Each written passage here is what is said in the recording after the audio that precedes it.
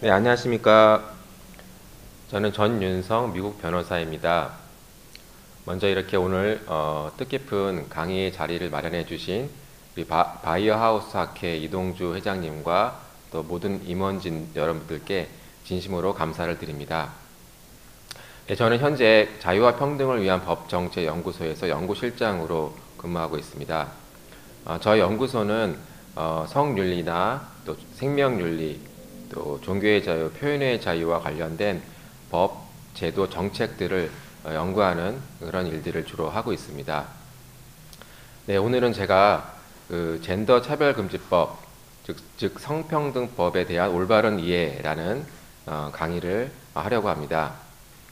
저는 신학자는 아니지만 이제 그 젠더 이데올로기가 법이나 또 정책으로 제도화되었을 때 발생하는 법적인 문제들에 대해서 좀 연구를 진행해 왔고, 그런 부분들에 대해서 오늘 좀 말씀을 드리려고 합니다. 여러분들이 젠더라는 말을 뭐 들어보신 분도 계시고 또 생소한 분도 계실 수 있습니다. 근데 이 젠더라는 용어가 사실은 이게 법률 용어는 아니지만 지금 현재 세계적인 추세, 또 우리나라에도 예외는 아닙니다. 이런 젠더라는 용어를 사용한 법들이 많이 만들어지려는 그런 추세 가운데 있습니다. 특별히 최근 논란이 되고 있는 차별금지법, 이 부분에도 젠더 이데올로기가 포함이 돼서 법제화가 되려고 하는 그런 실정 가운데 있습니다. 그래서 오늘은 제가 이 젠더 차별금지법, 또 성평등법이 무엇인가에 대해서 좀 말씀을 드리려고 하고요. 또 우리나라는 아직 이 차별금지법이 법제화되지는 않았습니다만 서구, 유럽, 또 북미, 남미의 일부 국가들에서는 이 차별금지법이 15년에서 20년 전에 이미 법제화가 입법이 되어 있고 실제로 적용이 되고 있습니다. 그래서 그 차별금지법이 실제로 적용된 판결에서 실제의 사례들을 살펴보면 이 차별금지법이 입법됐을 때에 나타나는 결과를 예측해 볼 수가 있는 것이죠. 우리나라에서는 이제 국가인권위원회 법이라고 해서 차별금지법과 유사한 법이 있습니다만 그것을 제외해 놓고는 아직 입법이 되지는 않은 상태입니다. 그렇기 때문에 이 해외에서 차별금지법이 적용된 실제 사례들과 판례들을 살펴보는 것이 매우 중요하고, 그것을 통해서 우리나라에서도 차별금지법이 입법됐을 때에 발생하게 될 여러 가지 폐해나 또는 부정적인 결과들에 대해서 예상해 볼 수 있다는 점에서 의미가 있을 수 있겠습니다. 그래서 오늘 강의에서는 제가 그런 부분들에 대해서도 포함을 시켜서 말씀을 드리겠습니다. 네, 먼저 과연 젠더 차별금지법, 즉 성평등법이라는 것이 무엇인지에 대해서 좀 설명을 드리겠습니다. 먼저 이 젠더라는 용어가 과연 어떻게 생겨나게 됐는지 그거를 좀 역사적으로 살펴볼 필요가 있습니다. 이 젠더라는 용어는 영어 이전에 이 라틴어에서 나온 말인데요. 라틴어에 이 지누스라는 단어가 있었습니다. 이 단어가 중세 프랑스어에서 장르라는 용어로 바뀌게 되고, 그것이 영어에서 수용이 돼서 젠더라는 용어가 생겼습니다. 근데 사실 이 영어에서 젠더라는 용어는 처음에는 이 문법에서 사용되는 용어였습니다. 여러분들이 혹시 그 영어 이외에 프랑스어나 독일어나 제2외국어를 하시는 분들이 계시다면 그런 외국어 중에서는 이 명사의 성이 있는 그런 용어들이 있죠. 그런 프랑스어나 독일어에서는 명사에서 중성, 또 여성, 남성 이렇게 성별을 붙여서 이제 명사의 성을 정하고 있는데, 그때에 이 명사에 붙인 성을 갖다가 문법 용어로 젠더라고 불렀습니다. 요즘 저희들이 사용하는 그런 용어하고는 전혀 다른 것이었죠. 이렇게 언어에서 문법 용어로 사용되었던 이 젠더라는 용어를 1950년에 존 머니라는 성과학자가 다른 용어로 사용하게 됩니다. 그가 쓴 논문이 있는데요. 그 논문에서 이 젠더 롤, 젠더 역할이라는 용어를 최초로 1950년에 사용하게 됩니다. 근데 이 존 먼이라는 성과학자가 어떤 일을 했는지를 좀 주목해 볼 필요가 있습니다. 유명한 예화인데요. 이 라이머 형제의 사건이 있습니다. 라이머 형제는 남자 쌍둥이였습니다. 근데 그 형제 중에 형이 이제 어렸을 때 포경 수술을 하다가 당시에는 좀 기술적으로 불안전했기 때문에 의료 사고를 당해서 이제 성기가 다 타버리는 그런 사고를 당하게 됩니다. 그때 이 존 먼이라는 학자가 이 라이머 형제의 부모들을 설득을 시켜서 이런 말을 하게 됩니다. 남자라고 태어난다고 해서 꼭 남자로 자라나는 것은 아니다. 남자가 되는 것은 아니다. 이 남자를 여성으로 키우면 여자가 될 수 있다. 이렇게 설득을 시키게 됩니다. 그래서 그 사고를 당한 라이머 형제의 형을 이제 성전환 수술을 하게 됩니다. 그리고 이름도 여성으로 바꾸고 여성으로 키우기 시작했죠. 근데 문제는 이 형이 이제 사춘기가 오면서부터 성 정체성에 혼란을 겪게 됩니다. 이렇게 외모는 여성으로 바꾸고 수술도 하고 했지만 이름도 바꾸고 했지만 뭐 여성스럽지 않은 남성적인 형태를 성격을 드러내게 된 것이죠. 그리고 자기의 성 정체성에 대한 혼란을 겪게 되고 결국 부모님이 이 과거의 사고로 인한 사실을 알려주게 됩니다. 그리고 이 형은 그것을 알게 되고 나서 자신의 본래의 성인 남성으로 돌아가기로 결심을 했죠. 그래서 다시 또 성전환 수술을 받게 됩니다.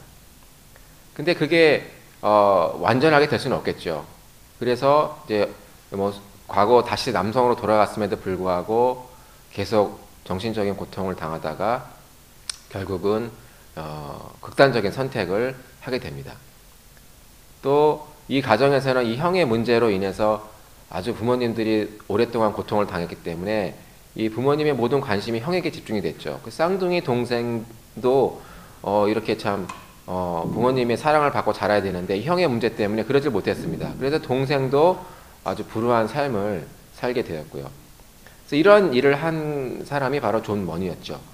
그래서 이 사람이 자신의 논문에서 이 성별은 정해진 것이 아니라 바뀔 수 있다는 논문을 썼지만 이 라이머 형제의 비극적인 사건으로 인해서 사회적으로 아주 비판을 받게 됩니다. 그리고 이 사람의 이론은 아주 문제가 많은 것으로 밝혀지게 됐죠.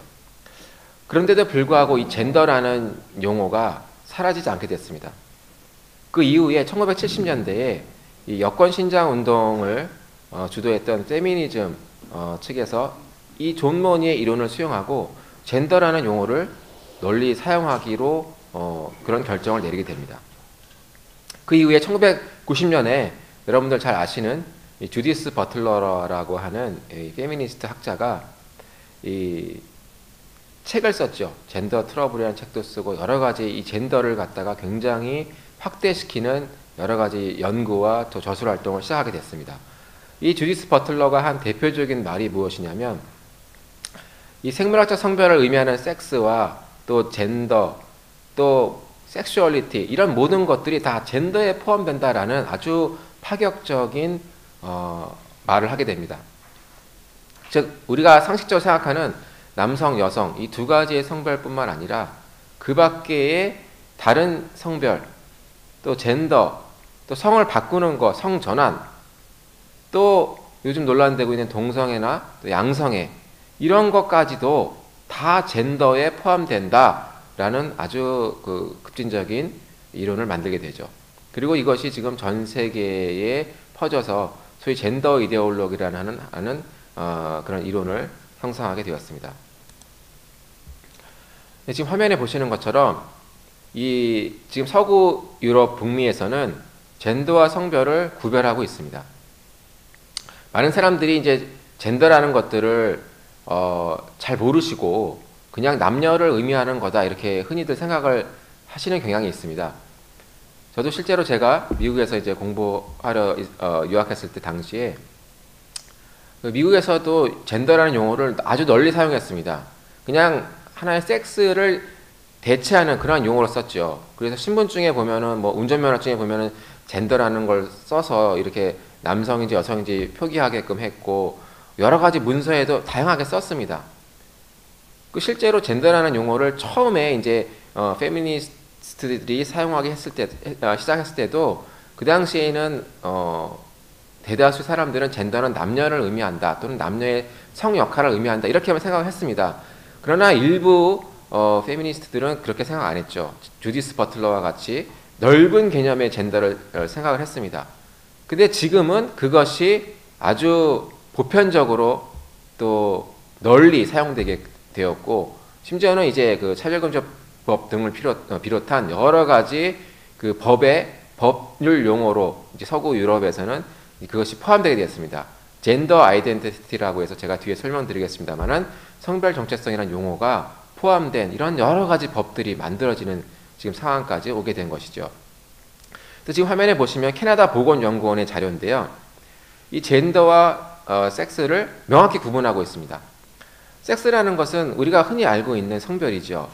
즉 육체적 형태, 크로모솜이나 염색체나 호르몬이나 생식기를 포함하는 인간과 동물의 생물학적인 특성을 말합니다. 이 섹스라는 것은 쉽게 말씀드리면 변할 수가 없습니다. 왜냐하면 한번 정해진 성 염색체는 바뀔 수가 없는 것이죠. 그렇기 때문에 이 성별은 불변하는 것입니다. 물론 일부 이제 이 성 정체성에 혼란을 겪으시는 분들이 성 전환을 하시기도 하시죠. 그래서 뭐 호르몬을 투여하기도 하거나 또 성전환 수술을 하시기도 하지만 그렇다고 해서 성 염색체가 바뀔 수는 없습니다. 이 수술을 하거나 또 호르몬 투여를 하시면은 외부의 신체의 모양은 바뀔 수 있을지 모르지만 이 내부의 DNA, 성 염색체는 바뀔 수가 없다는 것이죠. 그렇기 때문에 섹스는 불변입니다. 그런데 이 젠더라는 용어는 정반대죠. 지금 화면에 보시는 것처럼 젠더라는 것을 이렇게 설명하고 있습니다. 소녀, 여성, 소년, 남성 그리고 다양한 젠더의 사람들에 대한 사회적으로 구성된 역할, 행위, 표현 및 정체성 이렇게 되어 있습니다. 그러니까 젠더라는 것은 자신의 생물학적 성별과 상관없이 본인이 인식, 주장하는 성별 그것을 말하는 것이죠. 그리고 그 성별이라는 것은 꼭 남성, 여성 두 가지만을 의미하는 것이 아닙니다. 그 외에 여러 가지 제3의 성, 즉 젠더가 있을 수가 있는 것이죠. 지금 젠더의 종류는 몇 가지인가? 사실 몇 가지인지 아무도 정확히 알 수가 없습니다.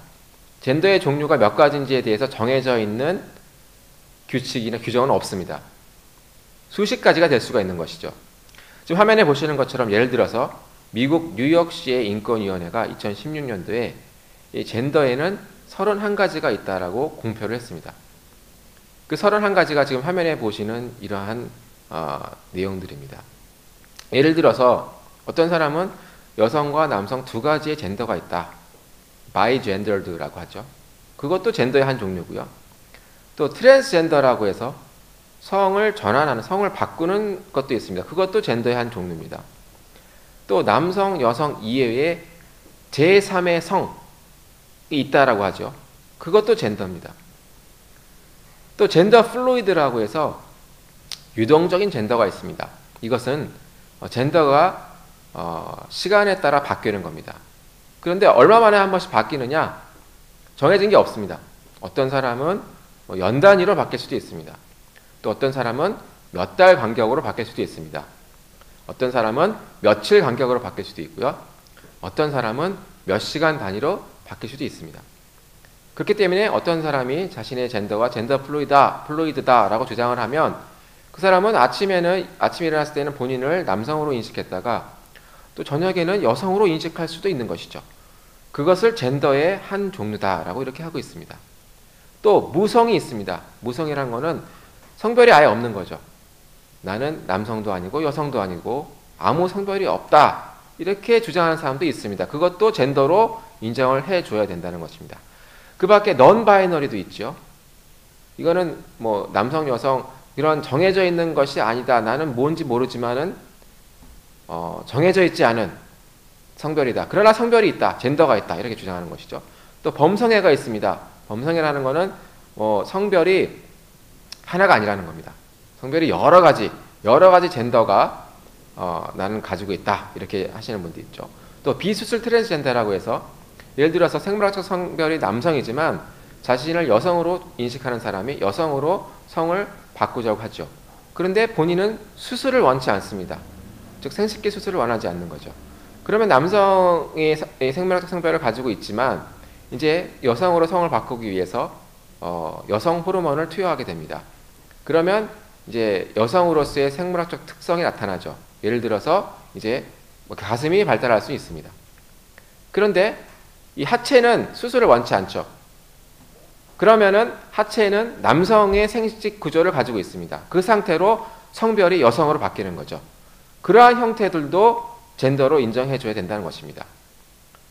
또 드래그 퀸이라고 있습니다. 드래그 퀸이라는 거는 이제 특히 외모, 옷이나 머리 이런 부분들을 바꾸는 거죠. 그래서 남성이라도 여성의 옷을 입는 경우, 또 여장 남자, 남장 여자인 경우를 말합니다. 그러면 이제 생물학적 성별과 관계없이 본인의 머리 스타일이나 또 이렇게 남성이지만 화장을 하거나 또 여성 옷을 입는 경우도 있겠고요. 또 반대의 경우도 이렇게 있습니다. 뭐 이제 예를 들어서 남성에서 여성으로 성전환을 한 사람이 이제 호르몬 투여를 하면은 이렇게 일부 여성의 외모를 가지게 되지만 또 그 호르몬 투여를 좀 중단하거나 줄이게 되면은 이렇게 남자와 같이 수염이 나게 됩니다. 그러면은 머리 모양은 여성이지만 또 이렇게 일부 상반신은 여성의 신체 구조를 가지고 있지만 또 얼굴에는 수염이 있는 이런 형태가 나타나게 됩니다. 그런 것들도 다 젠더로 인정해줘야 된다는 것이죠. 이러한 젠더는 뭐 뉴욕시 인권위원회는 31가지를 얘기했지만 이건 또 나라마다 다릅니다. 예를 들어서 지금 뭐 페이스북 같은 경우에 영국에 있는 페이스북은 페이스북을 가입할 때 자신의 젠더를 선택할 수가 있는데 거기에는 뭐 60여 가지 이상 거의 70여 가지가 되는 젠더의 종류가 있습니다.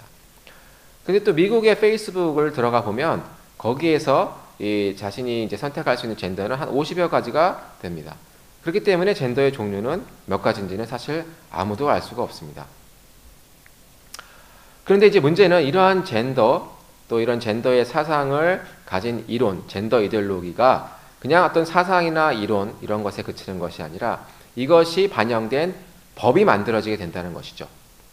이런 젠더를 차별하면 안 된다라는 젠더 차별 금지를 주장하게 되고 이 젠더 차별 금지라는 것은 흔히 이제 젠더 평등이라고 똑같은 거라고 이해하시면 됩니다. 차별 금지라는 말은 결국 평등해야 된다라는 것과 일맥상통하는 거기 때문에 젠더 차별 금지는 결국 젠더 평등과 같은 용어라고 이해하시면 되겠고요.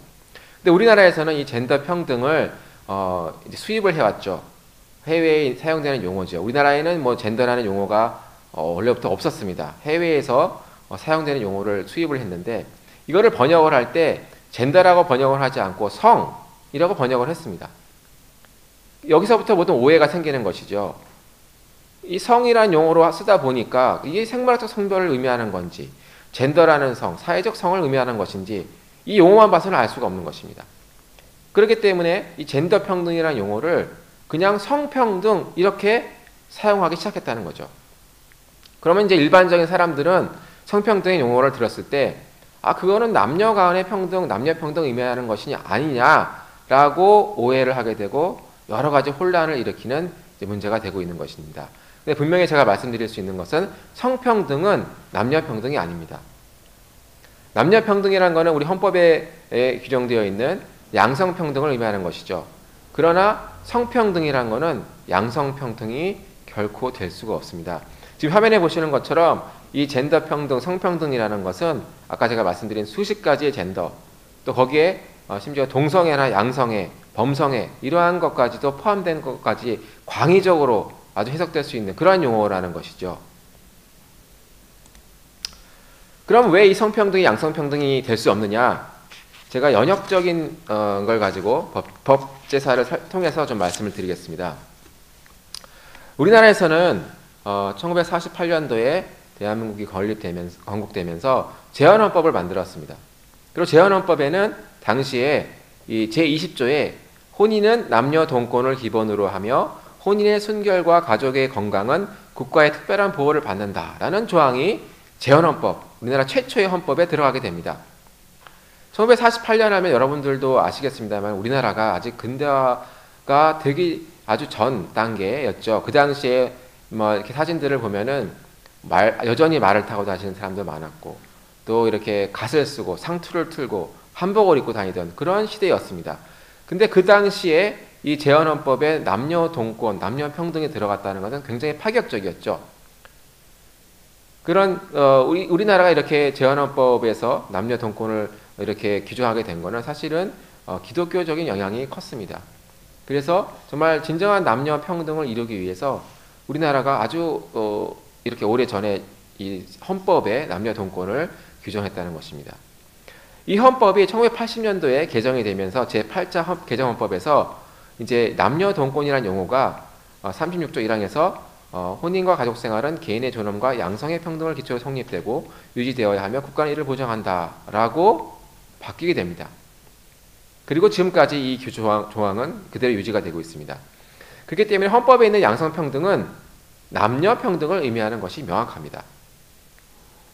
그리고 그 이후에 양성평등기본법이 만들어졌죠. 이 헌법의 양성평등 조항의 근거해서 양성평등기본법이 만들어졌습니다.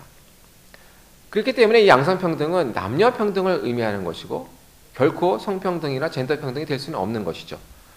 그러나 우리나라에서 일부 이제 급진적인 페미니즘을 주장하시는 분들, 또 일부 여권 운동가들, 그리고 심지어 정부의 일부 부처에서는 이 성평등이 양성평등과 같다라고 하는 양립할 수 없는 주장을 하고 있습니다. 몇 년 전에 여성가족부와 법무부에 왜 성평등의 용어를 사용하느냐, 이것은 양성평등이 아니지 않냐라는 질문을 했는데 공식적인 답변이 오기를 양성평등과 성평등이 같다라는 이런 회신을 받은 적이 있습니다. 그러나 그것은 굉장히 잘못된 것이죠. 왜냐하면 제가 말씀드린 것처럼 1980년대에 우리나라 헌법에 들어왔던 양성평등은 결코 젠더가 아니었습니다. 이 젠더라는 용어를 변형된 형태로 사용하자라고 주장한 이 주디스 버틀러가 젠더 트러블이라는 책을 쓴 것은 그보다 더 이후인 1990년이죠.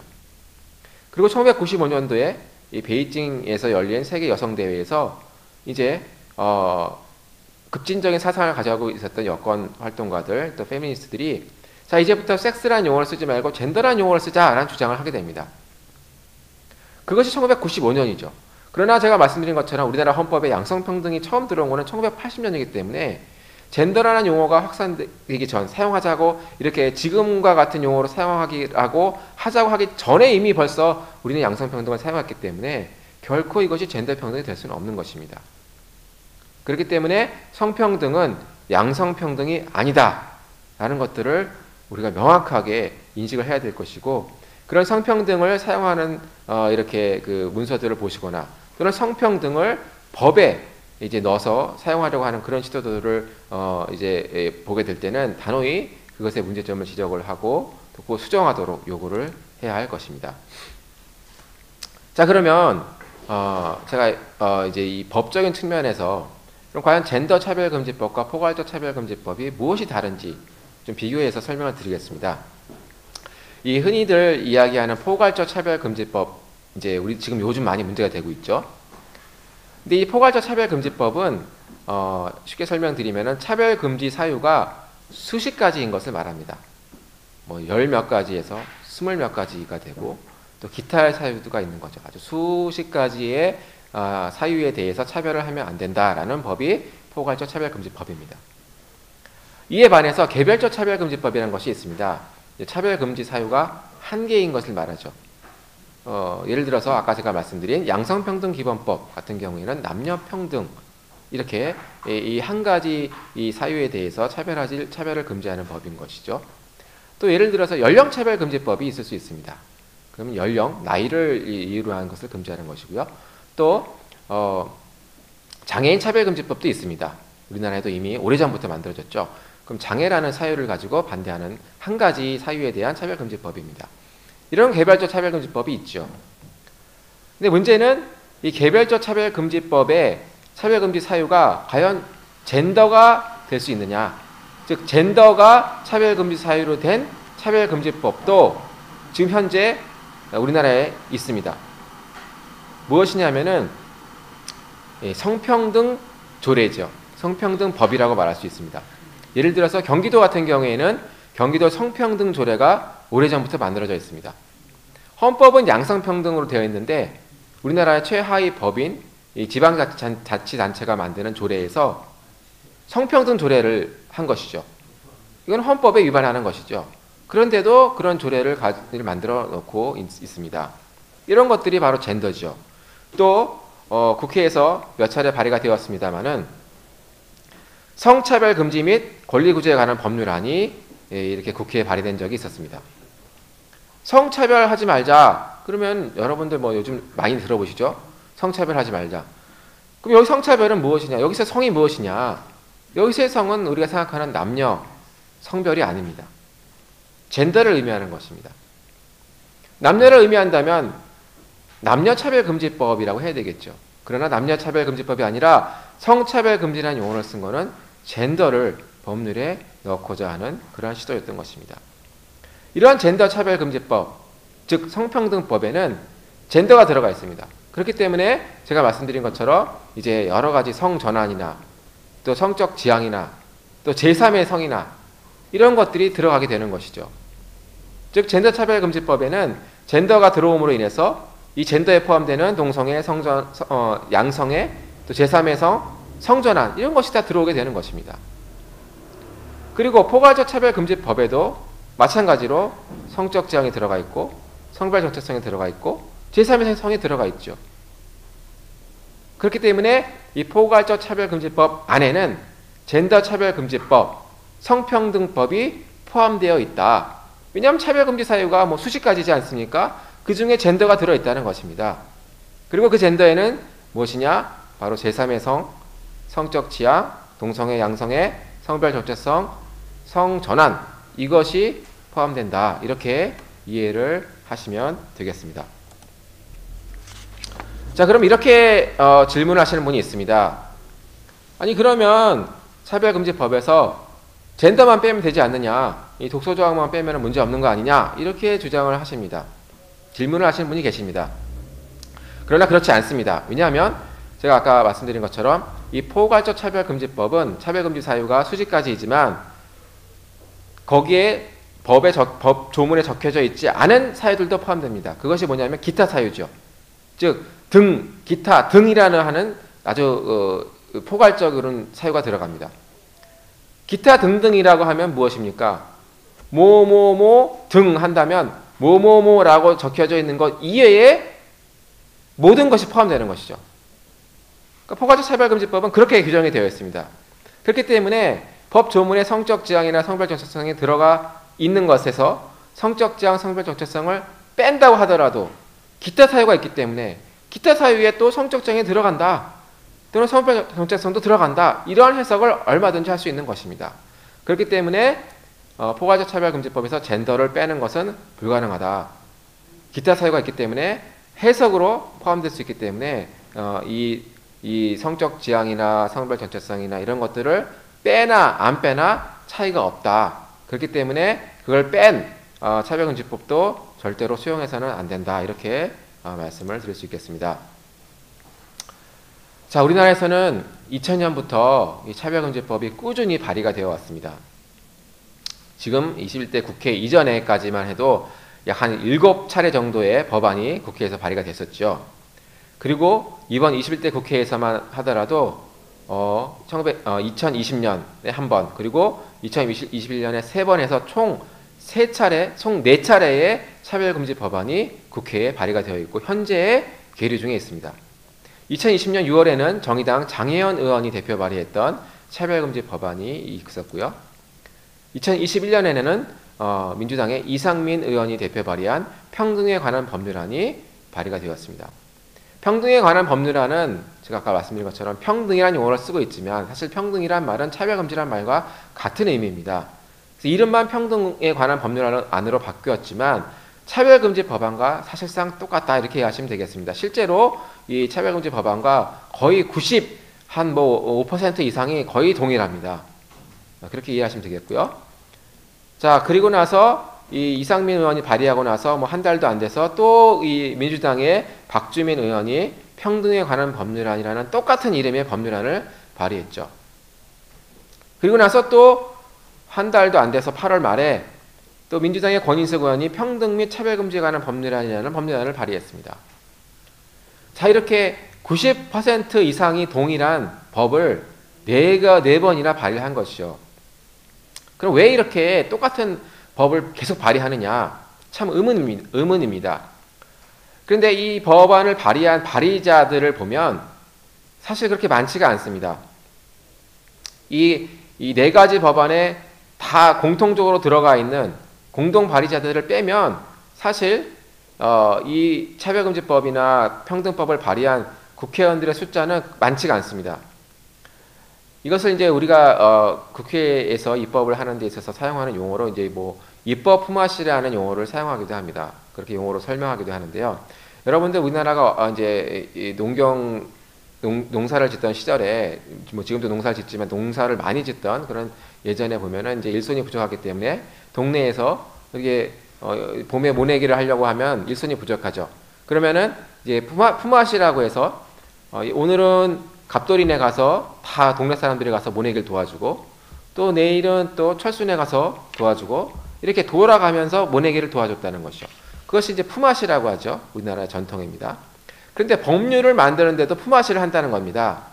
우리나라에서는 국회가 법률안을 하나를 발의하기 위해서는 국회의원 10명 이상이 참여를 해야 됩니다. 그러니까 차별금지법을 발의하기 위해서도 10명 이상이 참여를 해야 되는 거죠. 근데 이것을 하려는 국회의원들은 많지가 않습니다. 극소수의 이런 사상을 가진 사람들이 이것을 추진하고 있는데 그러다 보니까 모자르죠.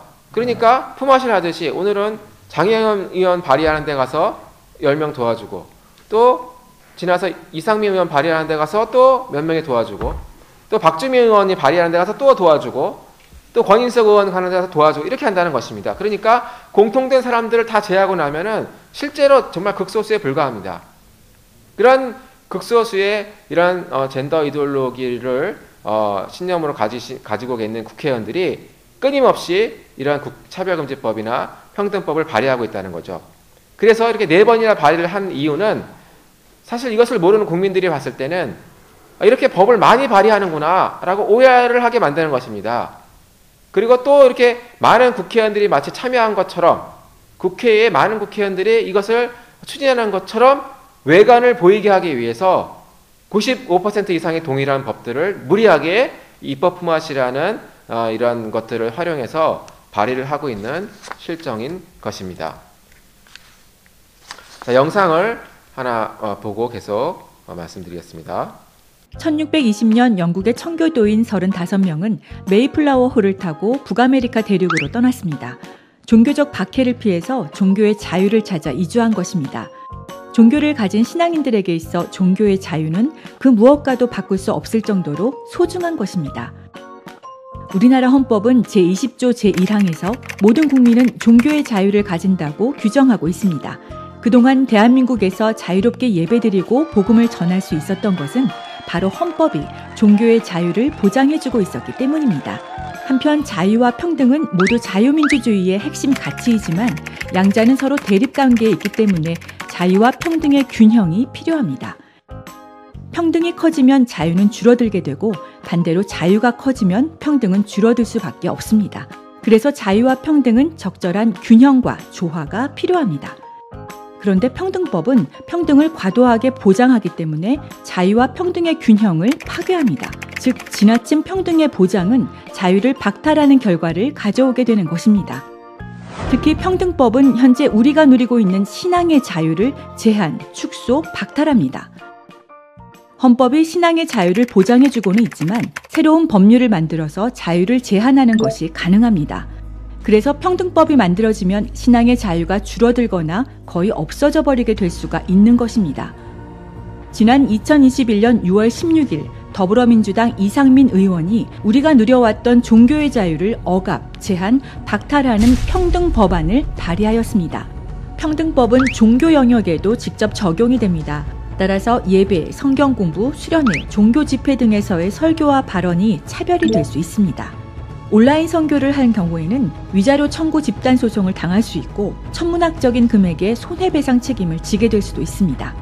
또한 타종교인, 무신론자 등에게 전도를 할 경우에 종교적 차별이 될 수도 있습니다. 뿐만 아니라 교회가 신천지, 이단 등의 출입을 금지하는 현수막이나 벽보를 게시하는 경우 차별, 즉 분리, 구별, 제한, 배제, 거부 표시 또는 조장 광고가 될 수도 있습니다. 만약 성당, 사찰, 교회가 종교 교리상의 이유로 동성애자나 트랜스젠더를 채용하지 않는다면 평등법 위반으로 인한 법적 제재를 당하게 됩니다. 동성 결혼식을 위한 교회 시설 사용이나 주례를 거부한 경우에는 시설 사용 등 차별이 될 수 있고 평등법 위반으로 인한 법적 책임을 지게 됩니다. 신학교의 경우에는 동성애자나 트랜스젠더의 입학 또는 목사 자격 취득을 허용하지 않으면 교육기회 등 차별로 인한 법적 책임을 지게 됩니다. 차별 행위를 반복한 경우에는 3배에서 5배의 징벌적 손해배상이 부과될 수 있습니다. 평등법은 일제시대 신사참배 강요와도 같습니다. 동성애 성전환 사상이라는 우상에게 절하지 않는 신앙인들은 무자비한 종교 탄압을 당하게 됩니다. 그러나 하나님께서는 이 시대의 한국 교회가 바알에게 무릎 꿇지 아니하고 바알에게 입맞추지 아니한 7,000명과 같이 되기를 원하십니다. 이제 한국 교회는 종교의 자유를 지켜내기 위해서 믿음 위에 굳게 서야 합니다. 그리고 일치 단결하여 한 목소리로 평등법을 반대하여야 합니다. 종교를 탄압하는 평등법에 대항하여 믿음의 선한 싸움을 싸우는 거룩한 군사가 되어 주십시오.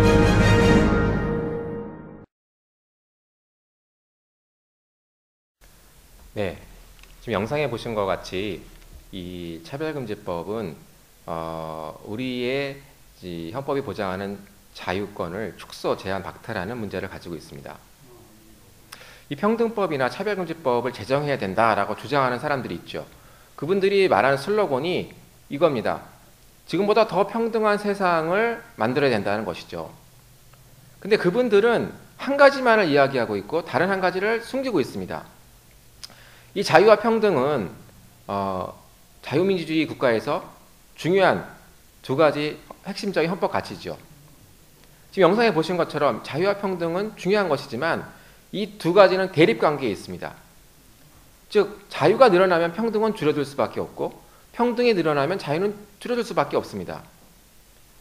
즉 더 평등한 세상을 만들자, 더 평등한 세상을 만들게 되면 자유는 줄어들 수밖에 없는 거죠. 지금 우리가 누리고 있는 자유를 그대로 유지하면서 더 평등한 세상을 만드는 것은 불가능합니다. 그런 세상은 만들어질 수가 없습니다. 그런데도 불구하고 그 사람들은 자유가 없어지고 박탈되는 것은 이야기하지 않으면서 마치 평등법, 차별금지법을 만들면 더 좋은 세상이 될 것처럼, 더 평등한 세상이 될 것처럼 그것만을 얘기하는 것이죠. 그거는 진실을 올바로 말하지 않는 것이라고 생각해야 될 것입니다. 자, 종교 영역에 대해서 제가 차별금지법이 만들어지면 어떠한 결과가 일어나는지를 좀 말씀을 드리겠습니다. 엊그저께 더불어민주당의 윤호중 비상대책위원장이 이 차별금지법을 추진하겠다라는 발언을 했습니다. 그러면서 또 일부 정치인들이 이런 이야기를 했습니다. 차별금지법에 대해서 오해를 하고 있다. 차별금지법이 종교에는 적용이 되지 않는데 종교에 적용되는 것처럼 잘못 이렇게 거짓을 말하고 있다. 이런 것을 말하시는 분들이 있는데 그건 참 사실이 아닙니다. 왜 그러냐면 여러분 지금 화면에 보시는 것처럼 더불어민주당 이상민 의원이 발의한 평등 법안을 보면 차별 영역에 제한이 없습니다. 제가 4조 2항을 읽어드리면 모든 영역에 있어서 이렇게 되어 있습니다.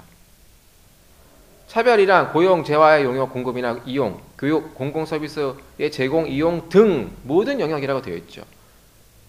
그렇기 때문에 종교 영역도 반드시 포함이 되는 겁니다. 지금 현재 국회에 발의되어 있는 이상민 의원의 평등법안에는 종교 영역이 포함되도록 되어 있습니다.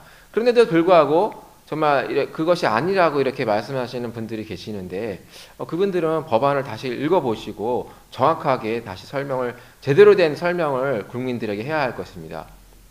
또 이 이상민 의원의 평등법안에는 성별이 들어가 있죠.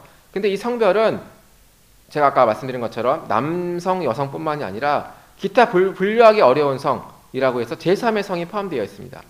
또 성적 지향, 동성애, 양성애, 범성애, 기타 이렇게 들어가 있죠. 또 성별 정체성이라고 해서 성을 전환하는 것을 말합니다. 근데 이것들이 다 들어가 있습니다. 즉 제3의 성, 동성애, 양성애, 성전환 이것이 들어가 있죠. 이것이 바로 무엇입니까? 제가 말씀드린 것처럼 이것이 바로 젠더지요. 서구, 북미, 유럽에서 지금 아주 혼란을 겪고 있는 이 젠더가 차별금지법에는 들어가 있는 것입니다. 그 다음에 차별금지법의 또 다른 특성 중에 하나가 괴롭힘입니다. 제3조 7호에 보시면 괴롭힘이라 이렇게 되어 있습니다. 괴롭힘이라는 거는 우리가 상식적으로 생각했을 때는 안 좋은 것이죠. 누군가를 괴롭히면 안 좋은 것이죠. 그렇게 해서는 안 되는 거죠. 그런데 이 괴롭힘이라는 것이 우리가 생각하는 그런 상식적인 용어의 의미로 사용되어 있지가 않습니다. 차별금지법에서는 특히나 혐오적 표현을 하는 것을 괴롭힘에 포함시켜 놨습니다. 혐오 표현이 무엇이냐? 동성애나 양성애나 성전환에 대해서 반대하거나 또는 비판하거나 하는 것, 또는 복원적인 유해성을 말하는 것, 과학적인 사실을 말하는 것, 이게 다 괴롭힘이 되는 겁니다. 이게 다 혐오 표현으로 들어가 있는 것이죠. 그리고 이 혐오적 표현을 하는 것은 괴롭힘은 차별로 본다라고 되어 있습니다. 4조 제4항에 괴롭힘은 차별로 본다고 되어 있죠. 이렇게 차별의 범위가 굉장히 넓게 되어 있는 것입니다. 실제 사례를 가지고 설명을 드리면요. 영국에서 이 고용재판소의 판례에 나와 있는 사례입니다. 그 영국 교도소에서 근무했던 베리 트레온이라는 목사님이 있었습니다. 이분은 영국 교도소에서 직원으로 근무를 하면서도 이제 안수를 받은 목사님이십니다.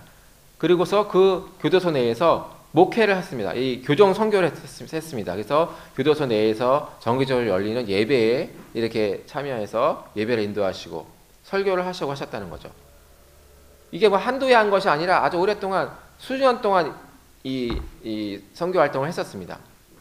근데 어느 날 이분이 교도소 내에서 열린 예배에서 성경 고린도전서 6장 9절에서 11절을 인용하면서 동성혼, 동성결혼은 죄라는 설교를 하게 됩니다. 그리고 그 설교를 했다는 이유로 이제 설교 금지를 당하시게 됐죠. 그리고 나서는 징계 절차에 회부가 됐습니다. 그리고 결국에는 교도소에서 징계를 받게 되셨죠. 그래서 이분은 다른 게 한 게 없습니다. 성경에 나온 대로 설교를 했는데도 불구하고 그거로 인해서 징계를 받으신 거죠. 그래서 나는 다른 잘못한 것이 없다. 나는 종교의 자유가 있기 때문에 이런 설교를 하는 것이 문제가 없다. 나를 징계한 것이 내 종교의 자유를 침해하는 것이다 라고 소송을 제기했습니다. 왜냐하면 차별금지법에도 평등법에도 종교차별금지가 들어가 있죠.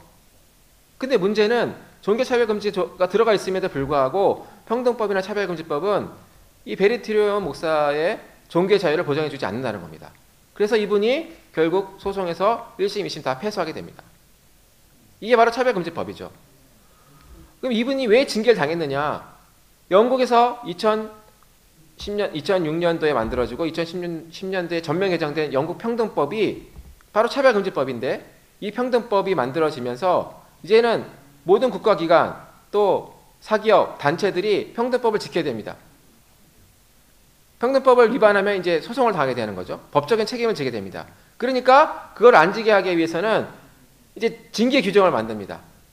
회사나 국가기관이나 이런 사기업이나 단체들이 다 평등법을 위반하면은 그런 직원들을 징계하고 또 해고하는 그러한 규정을 만드는 거죠. 그렇기 때문에 이분이 그러한 평등법으로 인한 만들어진 징계 규정에 의해서 징계를 당하게 된 것입니다. 자, 그럼 혐오 표현이 무엇이냐? 우리나라 국가인권위원회도 혐오 표현이 무엇인지에 대해서 아주 최근 명확하게 설명했습니다. 작년에 국가인권위원회가 3가지 결정을 내렸는데요. 작년에 서울시장 보궐선거가 있었죠.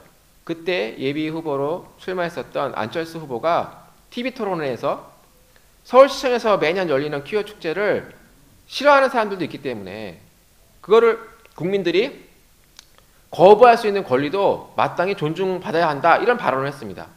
그런데 그게 혐오 표현이라고 국가인권위원회가 결정을 내렸습니다. 또 서울시 공무원들이 매년 이렇게 정말 그 서울시청 광장에서 참 보기 민망할 정도로 또 미성년자들이 보기에 정말 이렇게 정말 안 좋은 내용을 가지고 취업 축제를 하니까 그것을 반대한다라는 성명서를 발표했습니다. 자유민주주의 국가에서는 누구나도 자신의 의견, 견해를 자유롭게 표현할 수 있는 헌법적 권리가 있죠. 표현의 자유가 있습니다. 그래서 서울시 공무원들이 반대하는 성명서를 발표합니다. 한 것이죠. 그런데 이거에 대해서 국가인권위원회가 혐오 표현이라는 결정을 하게 됩니다. 또 SBS가 공중파 방송이죠. 영화에서 이 보헤미안 랩소디라는 영화를 방송에 내보내면서 동성 간 키스 장면을 삭제했습니다. 그랬더니 그것도 혐오 표현이라고 결정을 했습니다. 이걸 보면 우리가 혐오 표현이 무엇이라는 것을 잘 이해할 수가 있는 거죠. 동성애나 성전환이나 양성애나 제3의 성이나 이런 것들에 대한 일체의 비판, 반대, 표현 또는 복원적인 유해성을 말하는 것, 또 유전이 아니라는 과학적 사실을 말하는 것, 그 모든 것들이 다 혐오 표현이 된다는 것입니다. 자, 그럼 한 가지 영상 하나만 더 보고 계속 진행하겠습니다. 앞에서 보신 영상과 이제 앞부분은 비슷한데요. 뒤에 있는 사례들이 좀 다른 내용들이 있기 때문에 그런 부분들을 좀 위주로 보시면 되겠습니다. 베네수엘라는 오랫동안 남미에서 가장 살기 좋은 나라였습니다. 석유 매장량이 세계적인 수준이라서 국내 총생산이 세계 4위였습니다. 그러나 지금은 최빈국이 되어버렸습니다. 베네수엘라 국민의 일평균 소득은 72센트고 79.3%가 끼니 해결에 어려움을 겪고 있습니다. 과도한 평등을 추구한 결과 이렇게 되어버리고 말았습니다. 자유와 평등은 모두 자유민주주의의 핵심 가치이지만 양자는 서로 대립관계에 있기 때문에 자유와 평등의 균형이 필요합니다. 평등이 커지면 자유는 줄어들게 되고 반대로 자유가 커지면 평등은 줄어들 수밖에 없습니다. 그래서 자유와 평등은 적절한 균형과 조화가 필요합니다. 그런데 평등법은 평등을 과도하게 보장하기 때문에 자유와 평등의 균형을 파괴합니다. 즉, 지나친 평등의 보장은 자유를 박탈하는 결과를 가져오게 되는 것입니다. 특히 평등법은 현재 우리가 누리고 있는 표현의 자유, 양심의 자유, 학문의 자유 등을 제한, 축소, 박탈합니다. 헌법이 자유를 보장해주고는 있지만 새로운 법률을 만들어서 자유를 제한하는 것이 가능합니다. 그래서 평등법이 만들어지면 자유가 줄어들거나 거의 없어져 버리게 될 수가 있는 것입니다. 지난 2021년 6월 16일 더불어민주당 이상민 의원이 우리가 누려왔던 자유를 억압, 제한, 박탈하는 평등법안을 발의하였습니다. 평등법은 가정 영역에도 직접 적용이 됩니다. 따라서 부모가 자녀의 동성애, 성전환 성향에 반대하면 차별이 될 수 있습니다. 또한 평등법은 개인의 사생활 영역에도 적용이 됩니다. 동창회 모임이나 친구들과의 술자리 등에서 동성애 성전환에 반대하는 발언을 하면 차별이 될 수 있습니다.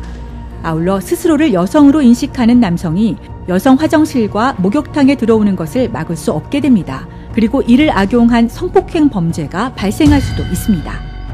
실제로 최근 미국 LA의 찜질방에서 성전환 수술도 하지 않은 남성이 트랜스젠더라고 주장하면서 여자 목욕탕에 들어가 나체로 돌아다닌 사건이 발생했습니다.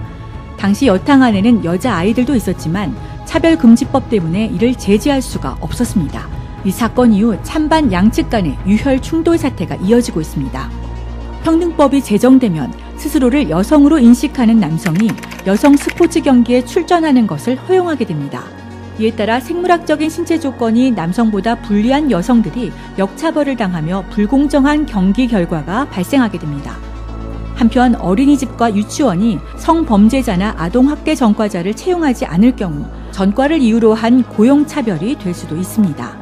현행법에서는 성범죄자, 아동학대자의 취업을 제한하고 있지만 평등법안이 통과되면 평등법에 반하는 법률을 시정해야 하므로 이러한 전과자 취업 제한 규정이 폐지될 수 있는 것입니다. 학교에서 동성애가 유전이 아니라는 과학적 사실을 교육할 경우에도 차별이 될 수 있습니다. 미국 산호세 시립대학의 준 쉘돈 생물학 교수는 동성애가 유전이냐는 수강생의 질문에 답변을 한 후 대학에서 해고되었습니다. 평등법안은 사법부가 차별 시정 기본 계획을 수립하고 시행하도록 규정하고 있습니다. 이에 따라 사법부의 독립이 파괴되며 공정한 재판이 이루어질 수 없게 됩니다. 실제로 영국의 리차드 페이지 판사는 동성 커플에 대한 입양에 반대하는 발언을 한 후 해임을 당하였습니다. 평등법의 차별구제 조치에는 감당할 수 없을 정도의 과도한 법적 제재가 포함되어 있습니다. 다른 법률의 구제 조치와 중복 사용을 허용하는 등 차별의 가해자로 지목된 자를 경제적, 정신적 파탄에 이르게 할 수도 있습니다. 평등법은 신전체주의 독재법이라고 할 수 있습니다.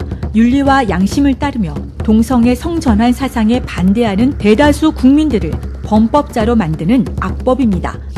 우리야 앞선 세대가 숭고한 희생의 대가로 이룩해 놓은 대한민국의 자유와 민주주의를 지켜내야 할 책임이 이제 우리들에게 놓여져 있습니다. 자유를 수호하고 우리들의 자녀들을 지켜내기 위해서 일치 단결하여 한 목소리로 평등법을 반대하여야 합니다. 불평등하고 불공정한 평등법을 막아내기 위해서 국민 여러분들의 모든 힘을 하나로 모아주십시오.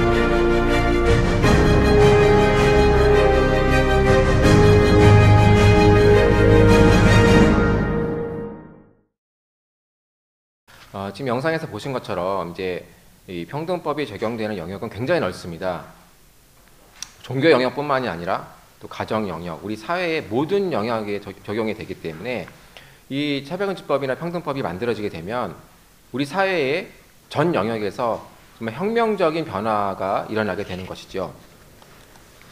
이 가정 영역만 보더라도 정말 이런 것들이 명확한데요. 아까 지금 제가 말씀드린 이상민 의원의 평등법안은 모든 영역에 적용이 되기 때문에 가정 영역에도 적용이 됩니다. 실제 사례를 좀 말씀을 드리면요. 캐나다에서 있었던 사건입니다. 이 캐나다의 한 가정에서 13살의 딸이, 여자아이가 갑자기 어느 날 남자로 성별을 바꾸겠다고 하는 것이죠. 13살이면 굉장히 어린 나이지 않습니까? 또 이 성전환이라는 것이 사실 과학적으로, 의학적으로 굉장히 위험합니다. 이제 의사분들의 이야기를 들어보면 이 성전환을 하기 위해서 호르몬 투여를 하게 되면 정상적으로 2차 성징이 돼서 이렇게 어른으로 성숙해야 될 아이들에게 치명적인 이런 부작용이 발생하는 거죠.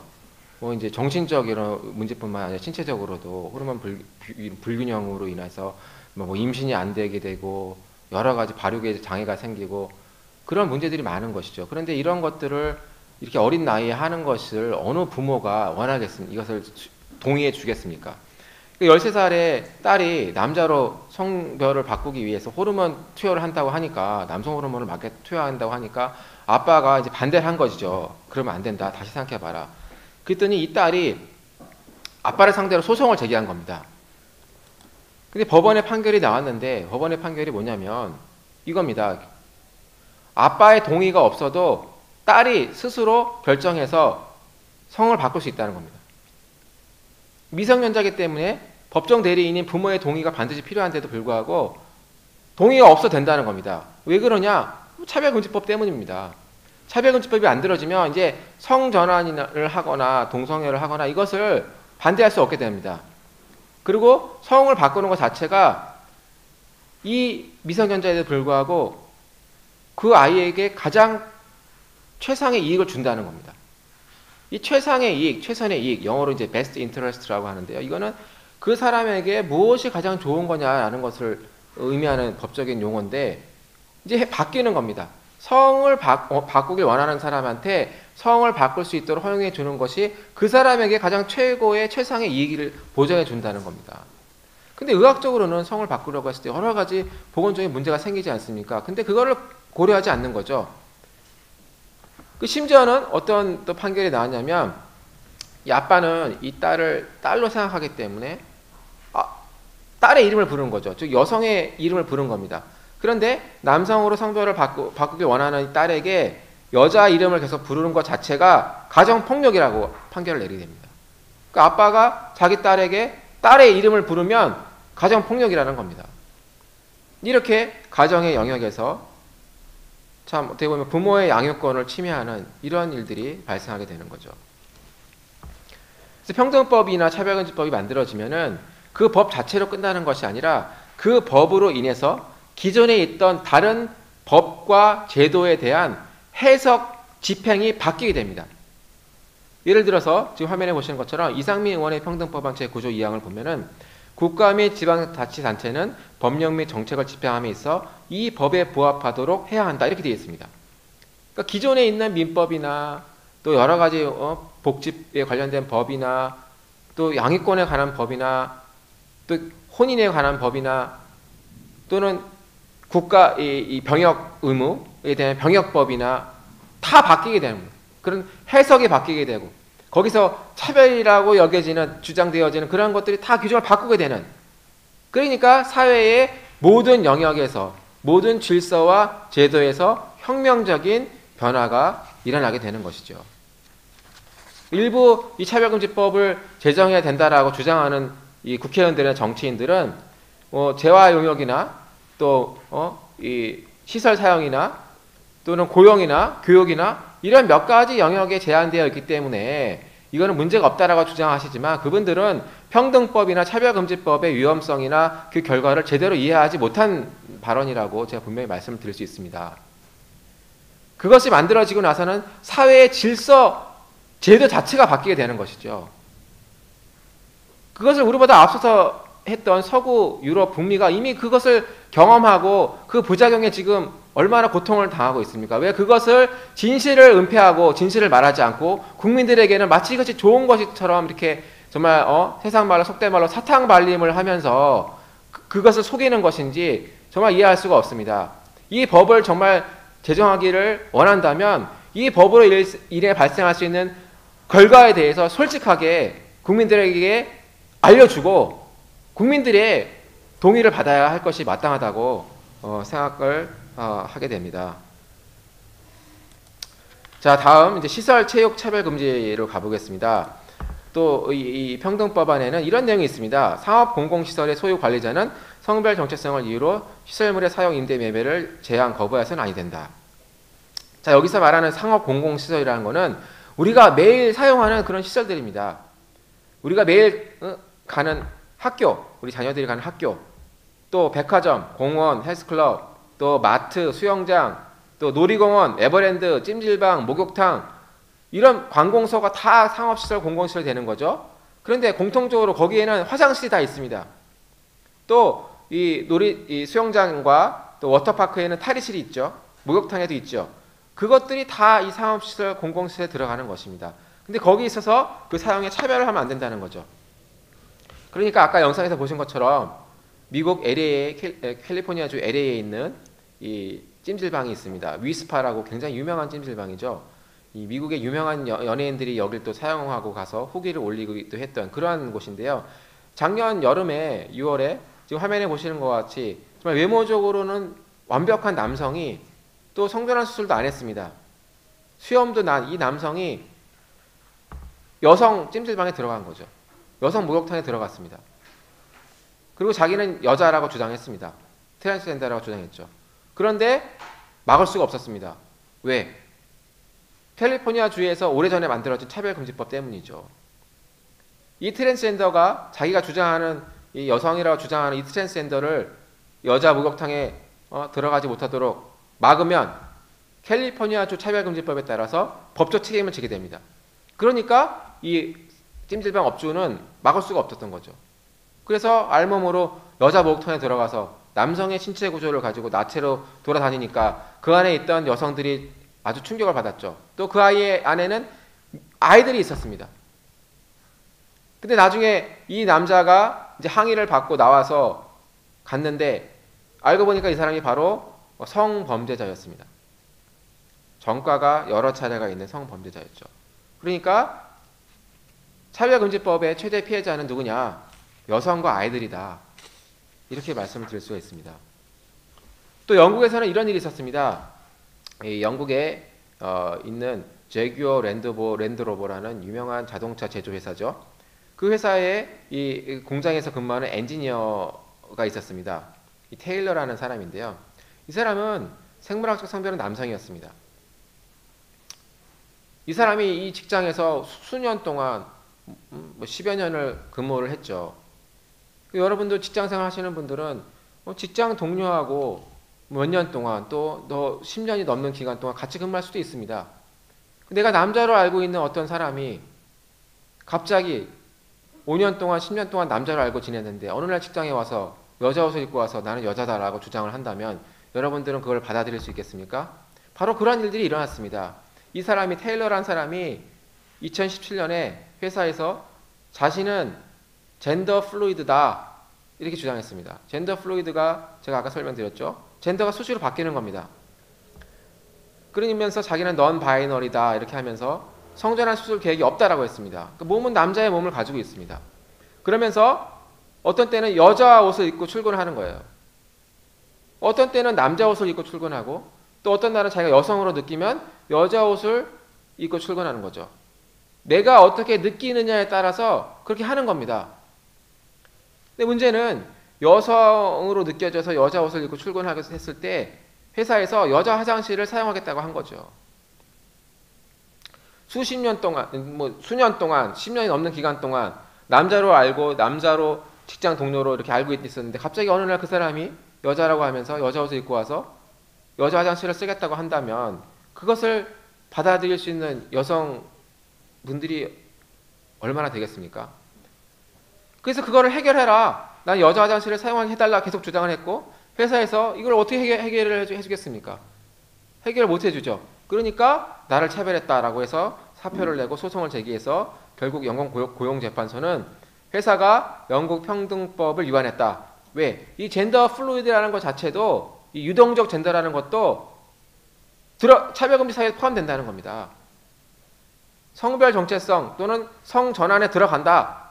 그러니까 차별금지법 즉 평등법을 위반했다라고 판결을 내렸습니다. 그래서 회사가 이 사람에게 18만 파운드 우리나라 하나로 환산하면은 약 3억 원이 되는 금액이죠. 를 손해배상하라라는 판결을 내리게 됩니다. 또 미국도 마찬가지입니다. 미국도 이 학교에서 또 이런 일이 생겼죠. 조지아주에 있는 초등학교에서 어떤 아이가 나는 트랜스젠더다. 생물학적 성별은 남성이지만 난 여성이다라고 주장을 하면서 여자 화장실을 사용하겠다고 해서 학교에서 서용을 해줬죠. 그런 차별금지법이나 이런 평등법이 만들어지면 그렇게 할 수밖에 없는 것이죠. 그런데 이 트랜스젠더 아이가 여자 화장실에서 같은 아이의 5세 여자아이를 성폭행을 한 사건이 발생한 거죠. 또 성중립 화장실도 마찬가지입니다. 어떤 분들은 이런 트랜스젠더들의 권리를 보장하기 위해서 성중립 화장실을 만들면 해결된다 이렇게 얘기를 하죠. 그러나 여러분 성중립 화장실이 무엇입니까? 성중립 화장실이라는 것은 트랜스젠더들만이 사용하는 화장실이 아닙니다. 남성이든 여성이든 트랜스젠더든 누구든지 다 같이 사용하는 화장실인 겁니다. 그런 화장실을 만들면 문제가 해결될까요? 그렇지 않습니다. 2020년 3월에 미국 위스콘신 주에 있는 공립고등학교에서 성중립 화장실을 만들었죠. 그런데 그 화장실에서 2020년 3월에 성폭행 사건이 발생했습니다. 18세의 고등학생이 여자 화장실에 들어가서 이 성중립 화장실에 들어가서 여학생을 성폭행한 거죠. 그러니까 성중립 화장실은 대안이 될 수가 없습니다. 지금 화면에 보는 이 학생이 체포가 된 거죠. 또 있습니다. 최근 사건입니다. 미국 버지니아주의 라우딩 카운티에 있는 교육청이 소위 성소수자의 학생의 권리를 보장한다는 그런 명목으로 이 화장실이나 탈의실을 학교에서 사용할 때 이 자기가 원하는 걸 사용하도록 허용을 해준 겁니다. 생물학적 성별에 따라 나누는 것이 아니라 자신이 주장하는 성, 남성이라도 자기가 여자라고 하면 여자 화장실과 탈의실을 사용하게 해준다. 그런 정책을 만든 거죠. 그리고 나서 어떤 일이 일어났습니까? 생물학적 성별이 남성인데 자기가 젠더 플루이드, 즉 유동적 젠더라고 주장하는 15살의 학생이 작년 5월에 치마를 입고 학교에서 여자 화장실에 들어갔습니다. 그리고 나서 거기서 15세 여학생을, 동급생을 성폭행했습니다. 근데 이 사건이 일어나고 나서 학교에서 이것을 숨겼습니다. 학부모들에게 알리고 이거를 재발 방지를 위한 대책을 취한 것이 아니라 이것이 알려지면은 학부모들이 반발할 것이지 않습니까? 그러니까 숨긴 거죠. 그리고 나서 이 학생을 다른 고등학교로 전학을 보냈습니다. 근데 이 학생이 그 학교에 가서 어떻게 했습니까? 똑같은 사고를 친 거죠. 근데 이 학생이 다른 고등학교로 전학을 갔는데 거기서도 마찬가지로 또 10월 초에 이 두 번째 학교에서도 여학생을 성폭행했습니다. 그리고 나서 이제 이 학생이 재판을 받았고 법원에서는 유죄 판결을 받았죠. 그래서 교육청에서는 1차 성범죄 사실을 인지하고 나서도 보호 조치를 취하지 않고 사건을 숨겼다가 2차로 성범죄가 발생하고 나서야 학부모들에게 사건을 공개했습니다. 그래서 이제 학부모들이 굉장히 분노하면서 이 교육청에 가서 막 시위를 하고 있던 아주 일파만파 사건이 발생을 했었습니다. 우리나라도 이런 일들이 얼마든지 발생할 수가 있는 거죠. 우리나라는 이미 수년 전에 2016년도에 강남역 근처 이 화장실에서 정말 이 계획적인 범죄로 인해서 여성이 살해당하는 그런 사건이 있었습니다. 안타까운 사건이 발생했었죠. 그리고 최근에 2020년도에는 남성의 몸을 가진 사람이 여성이라고 주장을 하면서 주장은 아니라 그 사실을 숨겼죠. 숨기고 그냥 여자라고 이제 여장을 하고 갔으니까 가발을 쓰고 또 치마를 입고 갔으니까 이제 목욕탕에서는 인식을 못한 거죠. 그리고 그냥 들어가서 남성의 몸으로 목욕을 하다가 그 여탕 안에서 이제 이 사람을 본 여성들이 항의를 하니까 이제 도망을 쳤죠. 그런데 이 사람이 신고를 했는데 불구하고 경찰이 조사를 했지만 처벌을 하지 않고 그냥 기소유예로 무마시켰습니다. 그러니까 이런 일들이 우리나라에서도 얼마든지 발생할 수 있는 거고 이런 일들이 계속적으로 지금도 발생을 하고 있습니다. 그리고 성공회 대학교 같은 경우에는 학교 내에 성중류 화장실이 이미 설치가 됐습니다. 많은 학생들이 반대를 했고 이런 성범죄나 여러 가지 위험이 있기 때문에 반대했음에도 불구하고 이제 이것을 강행해서 성중류 화장실을 설치한 거죠. 자, 또 이 차별금지법에 보면 이런 내용이 있습니다. 문화 등 공급 이용에서의 차별금지라고 해서 특별히 스포츠, 체육에 관련해서 성별 정체성을 이유로 한 차별 또는 배제 제한하여서는 아니 된다라는 조항이 있습니다. 이 성별 정체성이라는 것은 성전환이죠. 그런데 성전환이라는 것을 할 때 사실 이 차별금지법에서는 성전환 수술을 안 해도 됩니다. 자, 우리나라는 이미 오래전부터 성전환을 하면 성별을 바꿔주고 있습니다. 여러분들 잘 아시는 분들 중에서도 그런 분들이 있고 TV에 나오시는 분들도 있죠. 그렇기 때문에 사실 트랜스젠더에 대한 차별이 없습니다. 성전환을 수술을 하면 법원에 판결을 받아서 법적인 성별을 바꿀 수가 있습니다. 이미 그렇게 오랫동안 해오고 있습니다. 그런데도 왜 차별금지법을 만들려고 하느냐? 그 이유는 하나입니다. 성전환 수술을 하지 않더라도 성을 바꾸게 해달라는 겁니다. 또는 성전환 수술하지 않더라도 내가 주장하는 성별로 인정해 달라는 거죠. 성을 바꾸지 않더라도, 법적인 성별을 바꾸지 않더라도, 남자이지만은 성전환 수술도 안 하고 또 주민등록상의 성별을 바꾸지 않더라도 내가 여성으로 인식하면 여자로 대우를 해줘야 된다는 겁니다. 여자 화장실도 쓰게 해줘야 되고 여자로서의 모든 권리를 누리게 해줘야 된다라는 것이 바로 차별금지법이죠. 그럼 어떻게 됩니까? 자, 이제 스포츠 경기에 남자가 출전하게 됩니다. 미국에서 코네티컷주에서 여자 청소년 육상 경기에 지금 화면에 보시는 것처럼 남자 2명이 뛰고 있습니다. 그래서 무려 15차례나 이 남자 선수가 우승을 했죠. 이 여학생이 정말 이 운동선수가 자기의 꿈을 가지고 이걸 되기 위해서 얼마나 많은 피나는 노력을 했겠습니까? 자기의 꿈을 이루기 위해서 열심히 노력하고 했지만 그것이 좌절된 거죠.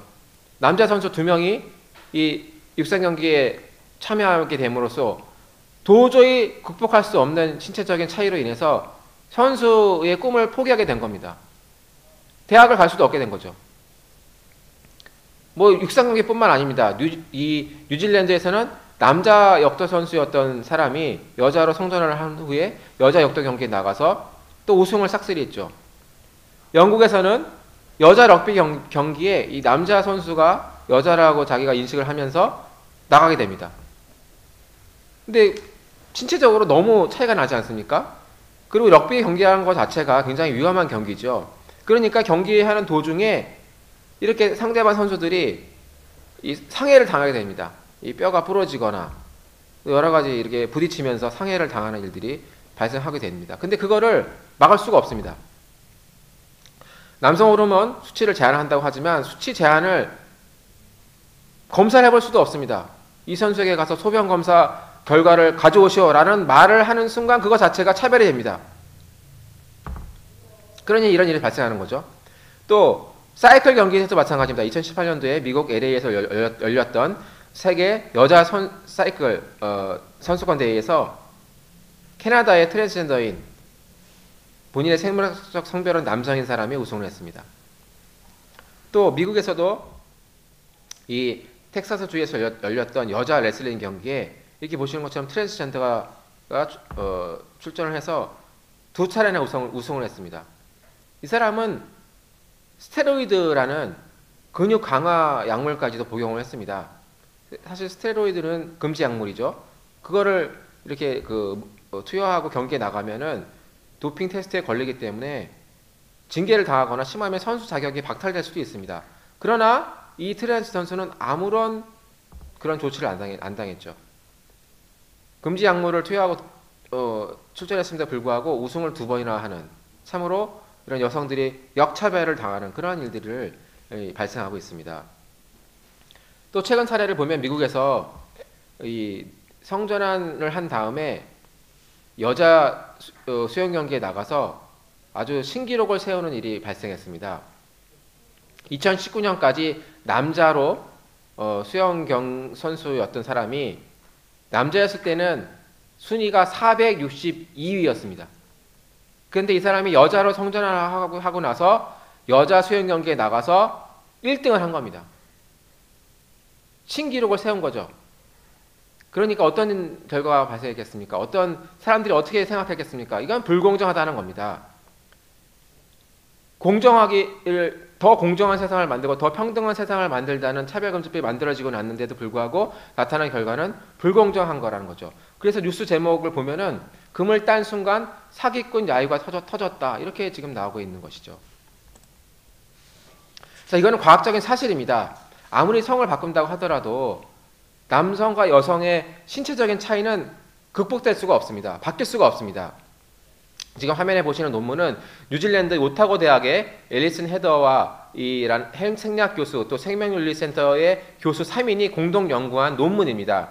2019년도에 이 의학 논문집에 실렸고요.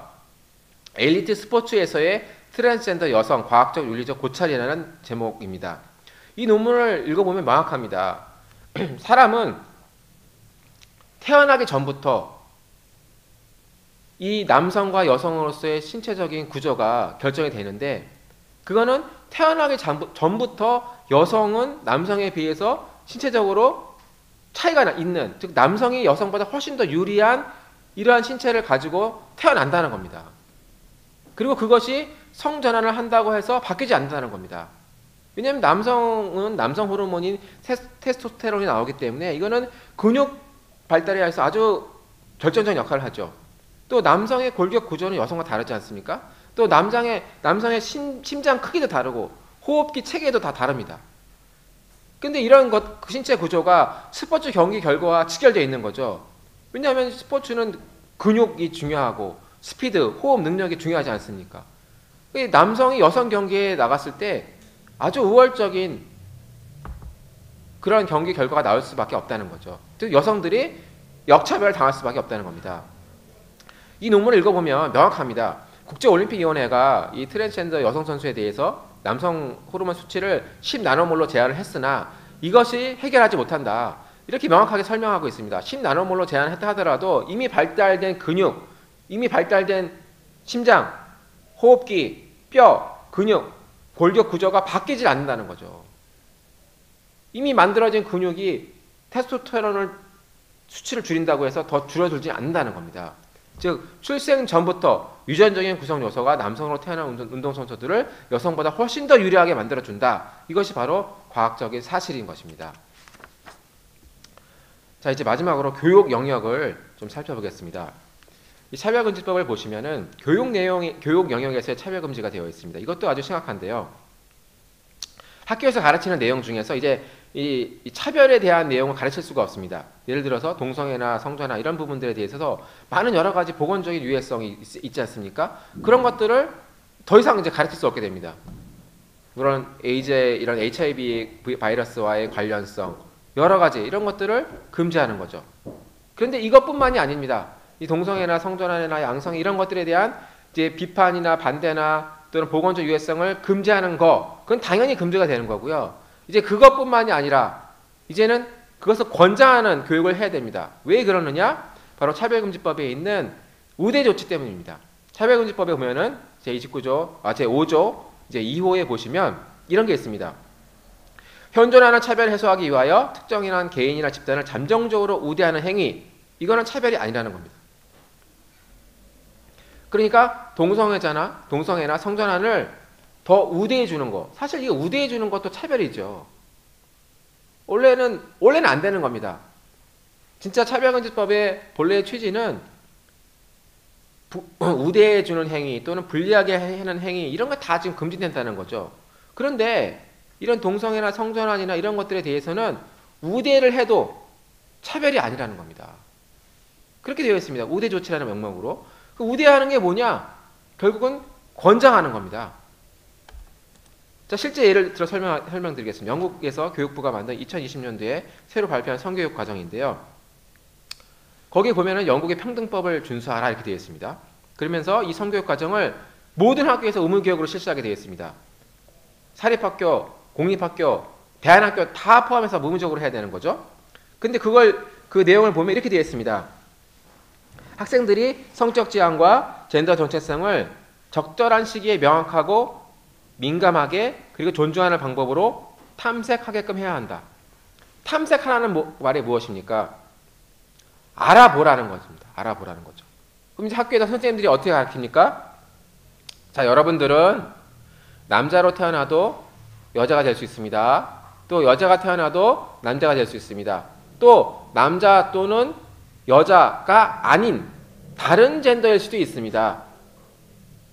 성별은 정해지는 것이 아닙니다. 여러분들 잘 알아보세요. 이렇게 가르친다는 거죠. 또 여러분은 동성애자일 수도 있습니다. 양성애자일 수도 있습니다. 그러니까 여러분의 성적 지향을 잘 발견해 보세요. 잘 찾아보세요. 이렇게 학교에서 가르친다는 겁니다. 그리고 나서 아이들이 그런 교육을 받으면 어떻게 됩니까? 선생님, 저는 남자인데요. 저는 여자인 것 같습니다. 이렇게 얘기하죠. 그럼 선생님이 어떻게 해야 돼요? 얘야 수업 끝나고 와서 선생님하고 면담하자. 그러면서 이렇게 정말 성을 바꿀 수 없다고 가르치는 것이 아니라, 그렇게 되면 어떻게 돼요? 차별금지법 위반인 거죠. 그게 아니라 선생님, 저는 남자지만 여자인 것 같습니다 했을 때 선생님이 박수를 쳐줘야 됩니다. 너가 드디어 너의 성별 정체성을 발견했구나, 축하한다, 이렇게 해줘야 된다는 겁니다. 학교가 반드시 이를 인정해 줘야 한다, 이런 교육을 시켜야 된다는 겁니다. 이게 무엇입니까? 동성애나 양성애나 성전환을 권장하는 교육을 실시하게 된다는 거죠. 그게 바로 차별금지법의 차별 해소를 위한 우대 조치입니다. 제가 실제로 겪었던 사건을 좀 말씀드리겠습니다. 저희 아이가 첫째가 중학교 2학년이죠. 이번에 중학교 2학년 됐는데요. 작년에 중학교 1학년일 때 그 학교에서 실제로 일어났던 사건입니다. 수업 시간에 어떤 선생님이 수업을 하시는데 이 빛은 무지개라는 퀴어 축제와 또 차별금지법을 옹호하는 그런 다큐멘터리를 수업 시간에 학생들한테 보여주게 됩니다. 그리고 나서 그 다큐멘터리를 다 본 다음에 아이들에게 이렇게 얘기합니다. 자, 이제 남학생들은 남자의 손을 잡아라. 그리고 눈을 쳐다봐라. 또 여자 학생들은 여자 친구의 손을 잡고 눈을 쳐다봐라. 무엇이 느껴지냐? 수업 시간에 이렇게 한 겁니다. 그러면서 남자하고도 결혼할 수 있고 여자하고도 결혼하는 건 정상이다. 이렇게 가르친 거예요. 중학교 1학년 학생들한테. 그걸 듣고 물론 선생님 말에 찬성하는 학생도 있었겠지만 많은 학생들이 충격을 받았습니다. 그리고 집에 와서 엄마한테 학부모들한테 엄마, 나는 동성애자야? 이런 질문을 했다는 거예요. 왜? 어떤 아이가 자기하고 아주 친한 여자아이인데 여자 친구가 있었습니다. 그럼 여자 아이들은 친하면 손도 잡고 다니고 팔짱도 끼고 다니지 않습니까? 엄마한테 물어본 거예요. 엄마, 그럼 내가 그 아이를 난 너무 좋은데 내가 동성애자야? 이런 질문을 했다는 거죠.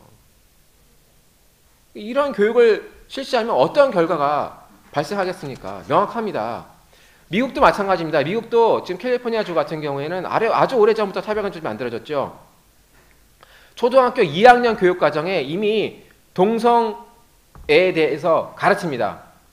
이렇게 사진을 보여주면서 동성끼리 결혼한 가족, 또 그 동성끼리 결혼하면 아이를 낳을 수 있습니까? 낳을 수가 없죠. 그럼 어떻게 하게 됐습니까? 입양을 하거나 아니면 남자 같은 경우에 대리물을 통해서 아이를 낳아야 되겠죠.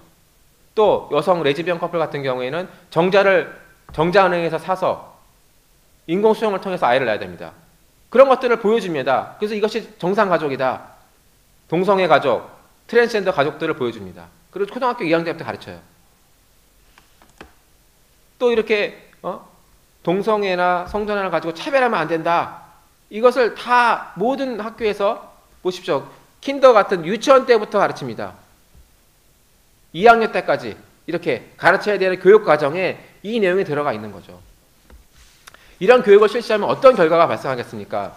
자, 영국에서 최근 10년 동안 18세 이하 아동 청소년이 나의 성별을 바꾸고 싶다, 성을 전환하기를 원한다, 희망한다는 아동 청소년이 33배가 늘어났습니다. 이거는 영국 건강보험공단의 보고서입니다. 이런 교육을 시키고 또 문화와 미디어를 통해서 아이들한테 그런 것을 노출시키게 되면은 아이들은 그것을 하게 되는 거죠. 이런 결과가 보여주고 있는 겁니다. 또 영국 법무부에도 비슷한 통계가 있습니다. 영국에서는 법적인 성별을 바꿀 때 성전환 수술을 안 해도 됩니다. 이미 2004년도에 젠더 승인법이라는 것이 통과가 돼서 성전환 수술 안 해도 성별을 바꿀 수 있고요. 성별을 안 바꿔도 상관없습니다. 왜? 차별금지법이 있기 때문에, 평등법이 있기 때문에 다 법적인 보호를 받습니다. 그래서 영국의 통계를 보면은 2009년부터 2019년까지 이 젠더를 바꾼, 법적인으로 젠더를 바꾼 통계치를 보면은 계속 증가하고 있습니다. 여기에는 법적인 성별을 안 바꾼 수치는 포함이 안 됐죠. 그러니까 실제는 더 많습니다. 실제는 뭐 수만 명, 수십만 명이 되는지 알 수가 없습니다. 그러나 법적으로, 공식적으로 성별을 바꾼 그런 트랜스젠더의 통계를 보면은 증가하고 있다는 거죠. 그럼 왜 증가하겠습니까? 늘어난다는 겁니다. 이런 교육을 시키고 사회적으로 이런 것들을 계속 법이 만들어지면은 늘어날 수밖에 없습니다. 이제 이런 강의를 하니까 JTBC에서 아니 그거는 커밍아웃을 한 숫자다. 늘어나는 게 아니라 커밍아웃을 한 숫자다. 이렇게 얘기를 하더라고요. 그러나 제가 분명히 말씀드리겠습니다. 이 통계치를 보십시오. 늘어나고 있습니다. 특히 이 아래 통계치를 보시면 30세 이하가 급증했습니다. 2009년도에 보면 30세 이하의 성전환은 거의 뭐 한 1%도 안 됩니다. 그런데 10년 후에 어떻게 됐습니까? 거의 40%가 넘는 제일 많은 성전환하는 연령대가 30세 이하입니다. 그리고 보십시오. 40세에서 50세 정도는 거의 동일하죠. 또 70세 이상은 오히려 줄어들었습니다. 그렇기 때문에 이건 커밍아웃 숫자가 될 수가 없는 것입니다. 실제로 늘어난다고 봐야 되는 것이고 젊은 세대 아이들이 청소년들이 가장 직격탄을 받는다. 분명한 통계치로 나아가 있습니다. 스웨덴도 마찬가지입니다. 2008년부터 2018년까지 자 13세에서 17세의 여자 청소년들 중에서 나는 남자로 바꾸겠다 한 수치가 1500%가 증가했습니다. 이것은 스웨덴 보건복지부의 보고서죠. 미국도 마찬가지입니다. 여러분 동성애 같은 경우는 사실 본인이 커밍아웃을 하지 않으면 알 수가 없죠. 뭐 어떤 알 수 있는 방법이 없습니다. 그러나 성전환 같은 경우는 본인이 직접 의료기관을 찾아가서 호르몬 투여를 하거나 성전환 수술을 받기 때문에 그래도 공식적인 통계가 잡힐 수가 있는 거죠. 갤럽은 2021년도에 여론조사를 했습니다. 전 미국인들을 대상으로 해서 본인이 동성애자나 트랜스젠더라고 밝힌 사람들에 대해서 이 여론조사를 했는데요. 그 결과를 보면은 2012년 대비 2020년도에는 5.6%가 증가했습니다. 그런데 그 증가한 내역을 보면은 소위 Z세대라고 하죠. 19세에서 24세까지 젊은 층이 무려 15.9%가 증가했습니다.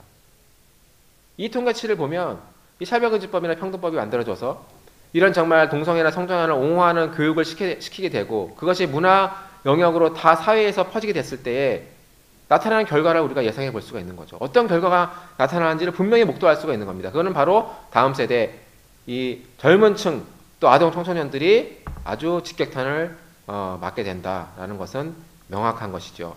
우리나라도 이미 예외가 아닙니다.